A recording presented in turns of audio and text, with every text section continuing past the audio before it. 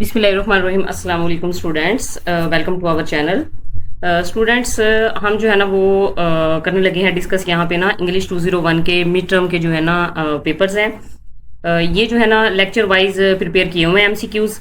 तो अगर आप जो है ना इन पे भी फोकस करते हो तो भी आपका जो है ना इंशाल्लाह मिड का जो है वो पेपर क्लियर हो जाएगा एमसीक्यूज का। और साथ ही जो है ना वो शॉर्ट क्वेश्चन के लिए भी जो है वो साथ में डिटेल में आपको बता देती हूँ। अभी जो है वो लास्ट टाइम मैंने 5 लेक्चर्स जो है ना आपको कवर करवा दिए थे, उनके जो है ना वो आपको मैंने कंसेप्ट क्लियर कर दिए थे शॉर्टली, जो पेपर में आना है, जो इम्पोर्टेंट है ऑब्जेक्टिव वाइज सब्जेक्टिव वाइज।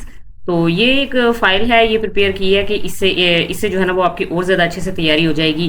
तो अगर हैंड आउट्स पे भी आप फोकस नहीं करते हो, अगर इस फाइल को ही आप तैयार कर लेते हो तो भी जो है ना वो आपका 80% जो है वो पेपर कवर हो जाएगा। तो इसके जो है ना वो हम स्टार्ट करते हैं। ये लेक्चर वाइज है, ठीक है।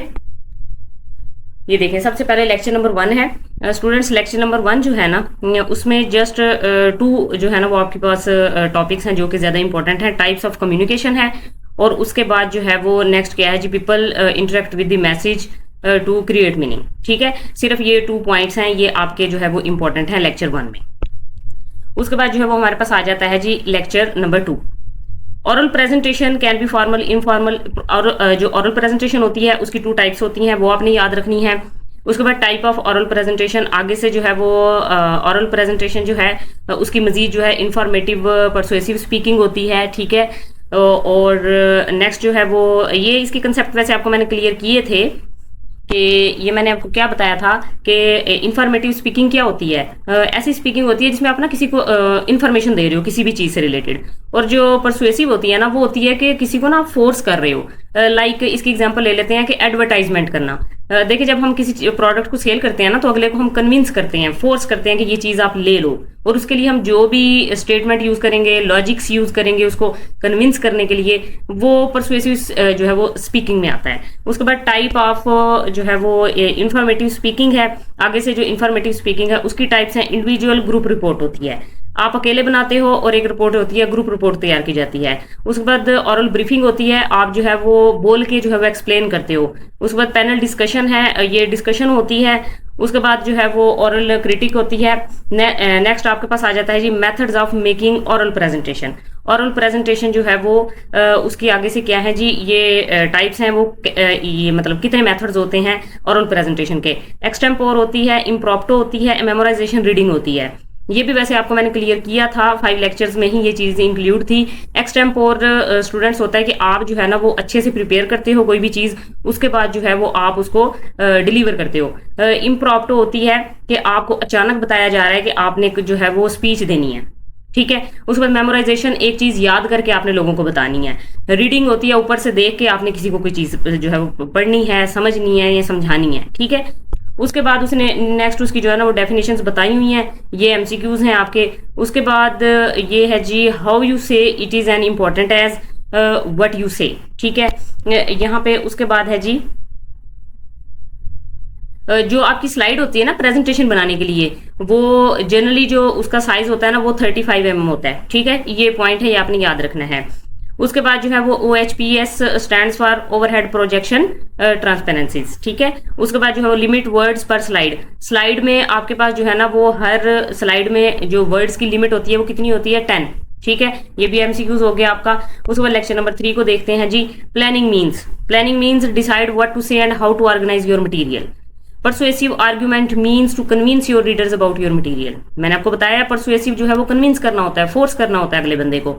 तो आर्ग्यूमेंट मीन्स होगा कि ऐसे आर्ग्यूमेंट्स, ऐसी जो है वो स्टेटमेंट्स जो अगले को फोर्स करने के लिए, कन्विंस करने के लिए यूज हो। उसके बाद elements of persuasive argument, claim and evidence, ठीक है।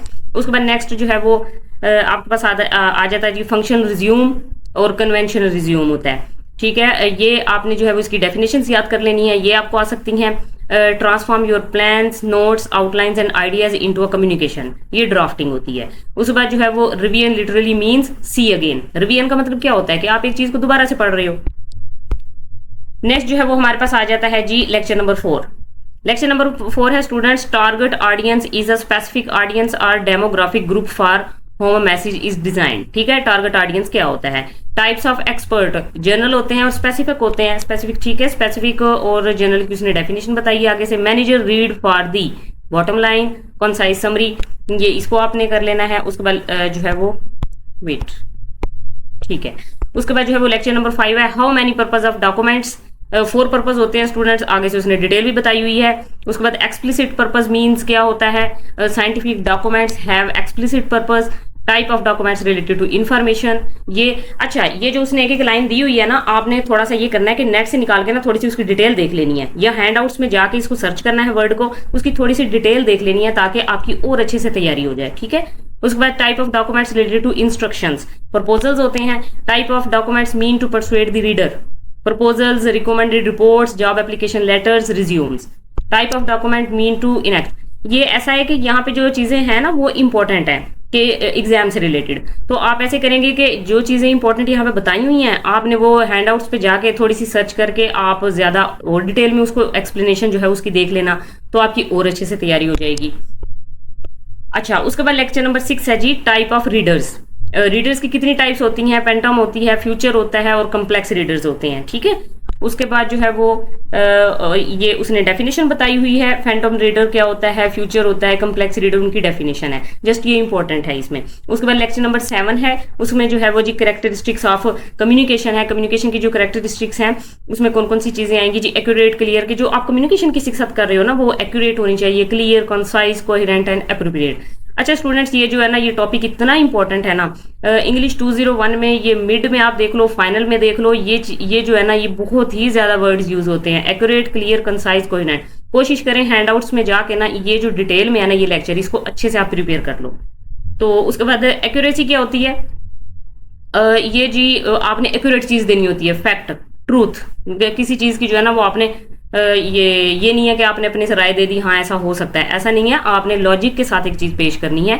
उसके बाद एस्पेक्ट्स ऑफ एक्यूरेसी है, डॉक्यूमेंट एक्यूरेसी, स्टाइलिस्टिक एक्यूरेसी, उसके आगे से टाइप्स हैं। उसके बाद जो है जी वो आगे जो एक्यूरेसी की टाइप्स हैं उनको डिटेल में बताया हुआ है। क्लैरिटी है, टाइप्स ऑफ क्लैरिटी है। उसके बाद स्ट्रक्चर क्लैरिटी जो है वो मीन्स, ये आगे से जो है वो क्लैरिटी और एक्यूरेसी की जो है ना वो आगे से टाइप्स हैं, फिर उनकी आगे से डिटेल बताई हुई है।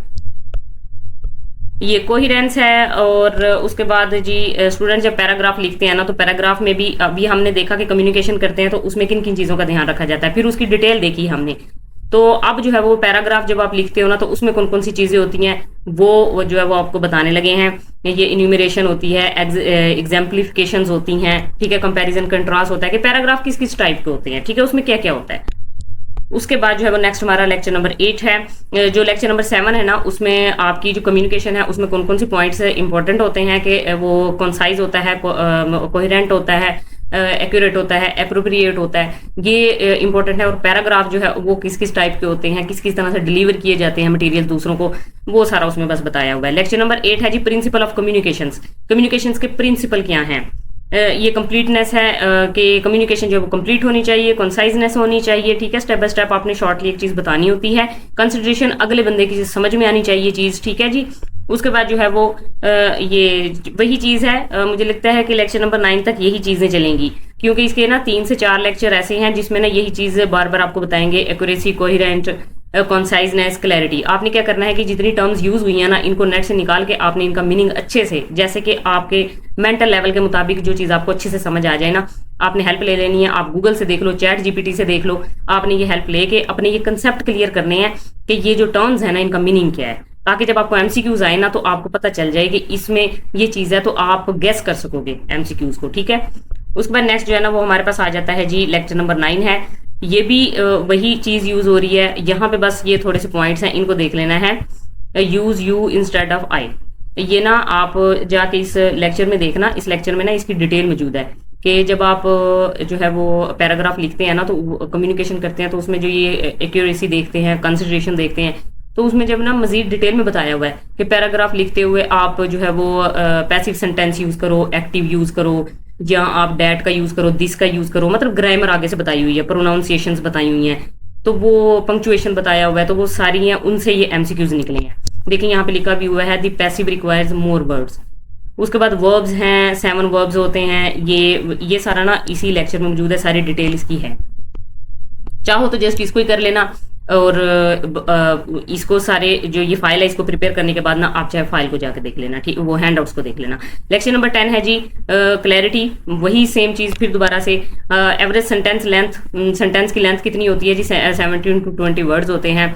यूनिटी मीन्स होता है you must have one main idea. Unity का क्या मतलब होता है कि आपका एक मेन आइडिया होना चाहिए। Coherent, the words are arrange so that the ideas clearly. Coherent का मतलब होता है कि आपने वर्ड्स को ना बड़े अच्छे से तरतीब देना होता है, आपको पता होना चाहिए पहले कौन सी बात बतानी है, बाद में कौन सी बतानी है मैंने, ठीक है, और अच्छे से उसको एक्सप्रेस करना है ताकि जो रीडर है उसको अच्छे से समझ आ जाए। इम्फेसाइज है the quality that gives force to important parts of sentence. क्या है जी, इंपॉर्टेंट पार्ट्स जो हैं पैराग्राफ के जो हैं वो इम्फेसाइज किए जाते हैं। उसके बाद courtesy stems from sincere your attitude. उसके बाद जी टाइप्स ऑफ एक्सप्रेशंस हैं, ये एक्सप्रेशंस के टाइप्स हैं, ये आपने जरूर देखें, जो भी जितनी भी आपको टाइप्स दी हुई है ना वो आपने बहुत अच्छे से करनी है प्रिपेयर, ठीक है।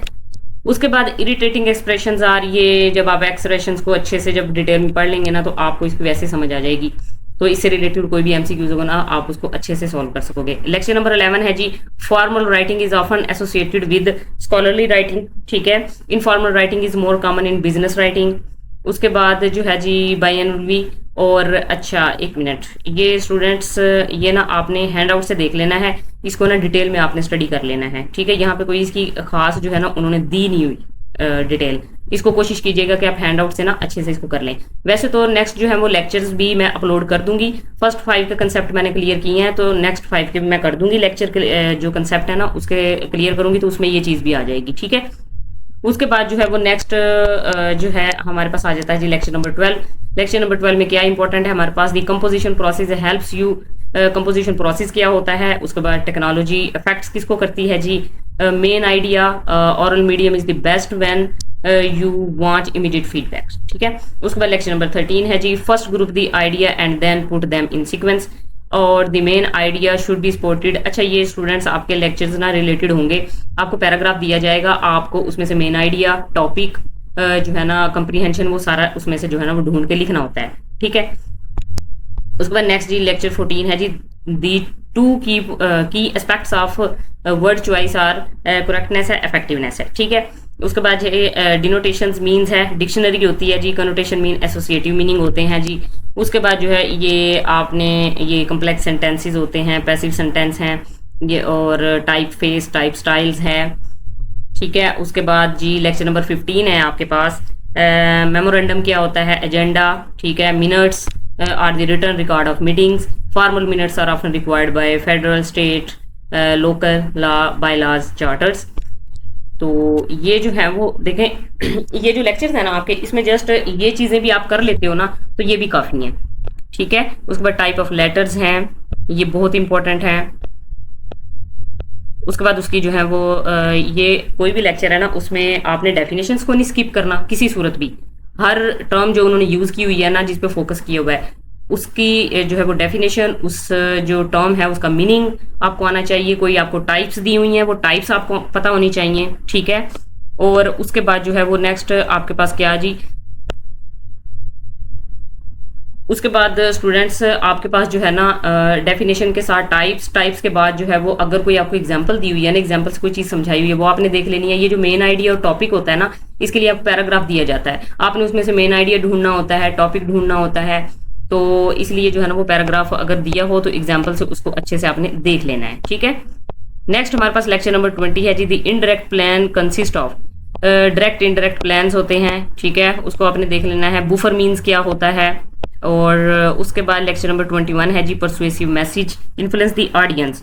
देखें पहले हमने क्या पढ़ा था, कम्युनिकेशन, परसुएसिव कम्युनिकेशन क्या होती है, तो अब परसुएसिव मैसेज कह रहा है। जब आपको परसुएसिव वर्ड का मीनिंग पता चल जाएगा ना तो फिर आप कहीं भी आराम से इजीली बता सकते हो कि ये क्या कहना चाह रहे हैं। उस वक्त कम्युनिकेशन थी, ऐसी कम्युनिकेशन जिससे हम किसी को फोर्स कर सकें खुद के साथ सेटिस्फाई करने के लिए, और एक परसुएसिव जो है मैसेज वो मैसेज होता है कि जो आप किसी को डिलीवर करते हैं, कि उसको फोर्स कर रहे होते हैं, कन्विंस कर रहे होते हैं किसी बात में मनवाने के लिए। उसके बाद word freedom evoke strong feelings. उसके बाद जो है वो नेक्स्ट आपके पास आ जाता है डेमोग्राफिक मीन्स क्या होता है जी, साइकोग्राफिक मीन्स क्या होता है, रिपोर्ट्स, शॉर्ट रिपोर्ट्स क्या होती हैं जी, और उसके बाद जो है वो शॉर्ट रिपोर्ट्स हैं उनको रिपोर्ट्स को जो है वो डिवाइड किया गया हुआ है, ठीक है। तो अच्छा स्टूडेंट्स, ये जो है ना वो आपके इम्पोर्टेंट पॉइंट्स थे, ठीक है, जो आपके एमसीक्यूज हैं, ये हैंडआउट से जो है वो ये दिए हुए हैं। अच्छा स्टूडेंट्स, एक और बात है कि हैंडआउट्स जो है ना वो हाईलाइट हैंडआउट्स जो है वो भी मैं इंशाल्लाह आपको ना डिलीवर कर दूंगी, ताकि अगर स्टूडेंट जस्ट पास होना चाहते हैं तो वो इस फाइल पे फोकस कर सकते हैं। अगर आप मजीद अच्छा जो है वो परफॉर्म करना चाहते हैं तो आप फिर उस फाइल हैंडआउट्स जो हाईलाइट है उनको प्रिपेयर कर लीजिएगा। और अगर आप बहुत ही अच्छा भैया 4x4 सीजी पे लेना चाहते हैं तो फिर तो आपको शॉर्ट लेक्चर ले लें, हैंडआउट्स को अच्छे से जो है वो ईच एंड एवरीथिंग को क्लियर कर लें, तो इंशाल्लाह आपका 4x4 सीजीपी आ जाएगा, ठीक है। और देखें, अगर आप पास होना चाहते हैं तो उसमें बस यही चीज है कि आप ये जो आपकी फाइल है इसको भी आप देखो, और साथ जो है ना यहाँ से जो टर्म्स है ना उनको अपने हैंडआउट्स पे जाएं, उधर जाके इनको अच्छे से क्लियर कर लें, ठीक है। तो ये जो है वो आपकी फाइल्स जो है ये आपको ये है कि 30 to 40% जो है ना ये एमसीक्यूज को क्लियर कर देगी, बल्कि उससे ज्यादा ही ये इंशाल्लाह जो है ना। लेकिन आपने एक और चीज है कि ना आपने देखें यहाँ पे जस्ट आपको ना कुछ चीजें बताई हुई हैं शॉर्टली कि ये चीजें हैं। देखिए शॉर्ट टर्म यूज की हुई हैं, डेफिनेशंस को इतनी डिटेल से नहीं बताई हुई, आपको जो है ना ये खुद ये प्रिपेयर करनी पड़ेंगी। जस्ट आपको देखें यहाँ पे ये चीज है, एग्जांपल है एक टाइप ऑफ कम्युनिकेशन, 5 कम्युनिकेशन है ना। आप हैंडआउट से जाके ना एक दफा उस चीज को देख लें कि 5 कम्युनिकेशन कौन कौन सी हैं, टाइप्स उनके नेम याद कर लें, ठीक है। आगे से वो जो नेम है उनके देख लें कि जो टाइप्स हैं उनके मीनिंग क्या है आगे से, ठीक है। उसके बाद देखें जैसे ये एग्जांपल है ऑरल प्रेजेंटेशन फॉर्मल इनफॉर्मल होती है, आप उसकी डेफिनेशन हैंडआउट से जाके देख लो कि फॉर्मल इनफॉर्मल होती क्या है, क्योंकि ये जो फाइल बनी है ना ये फाइल बनी है जी जस्ट आपको ये बताने के लिए कि हैंडआउट्स में कौन कौन सी चीजें इंपॉर्टेंट है। अब आपने क्या करना है कि ये जो इंपॉर्टेंट चीजें हैं ना इनको अच्छे से डिटेल में आप चाहे हैंडआउट से इनको क्लियर कर लो, चाहे आप गूगल से कर लो, चाहे आप चैट जीपीटी से कर लो, चाहे आप शॉर्ट लेक्चर से कर लो, वो डिपेंड्स करता है आप पे। उसके बाद ऑरल प्रेजेंटेशन की टाइप्स हैं, देखिए इन्फॉर्मेटिव परसुएसिव, आपको इसके मीनिंग तो आने चाहिए ना। हो सकता है वो इन्फॉर्मेटिव स्पीकिंग और परसुएसिव स्पीकिंग से रिलेटेड कुछ पूछ ले आपसे और आपसे कहे कि बताएं ये कौन सी स्पीकिंग है। अगर आपको इन्फॉर्मेटिव का पता होगा तो अगर किसी स्टेटमेंट में इन्फॉर्मेशन दे रहे हुए तो आप कह सकते हो कि ये इन्फॉर्मेटिव स्पीकिंग है। अगर वो कोई प्रोडक्ट सेल हो रही है तो आप बता सकते हो कि ये इसने बात की है परसुएसिव स्पीकिंग की, ठीक है। तो इसलिए ये जो टर्म्स दी हुई है ना ये इनको आपने क्लियर करना है हैंडआउट से, ठीक है। इस तरह से आपकी प्रिपरेशन होगी। तो ये जी आपकी फाइल्स थी, इंशाल्लाह जो है वो मिड आपका सारे स्टूडेंट्स का बहुत अच्छा हो। Best of luck, thanks for watching my video and Allah Hafiz.